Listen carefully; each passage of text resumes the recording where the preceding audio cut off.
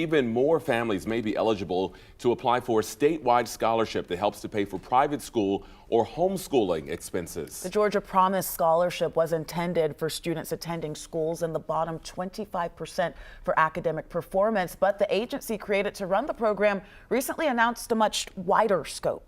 11 Alive's Molly Oak joining us live outside of the Capitol tonight. So, Molly, how many students can now be eligible for this scholarship? Well, guys, the state is now looking at hundreds of thousands of students that could be eligible for the $6,500 vouchers, and that's far more than lawmakers were expecting.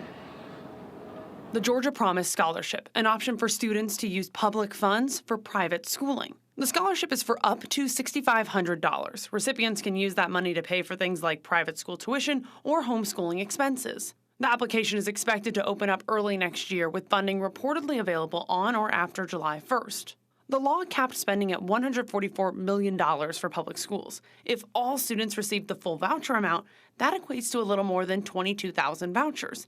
But the Associated Press found that thanks to a new interpretation of the law, more than 400,000 students could be eligible to apply. The Georgia Education Savings Authority is tasked with overseeing the program. Here are its new eligibility rules. Students must be enrolled in the Georgia public school this school year or entering kindergarten next year. The student's parents must live in Georgia for a year or more unless active duty military, and the student must live in a Georgia public school attendance zone on the Governor's Office of Student Achievement's list of the 25% lower performing public schools. The words attendance zone are important because that includes not just schools that made the list, it also includes other schools in the same zone. For example, if a high school makes the list, elementary and middle school students in the same attendance zone could also apply for the scholarship. Here's the thing, while that list was previously published, it's since been taken down, with no word on when it will be published again.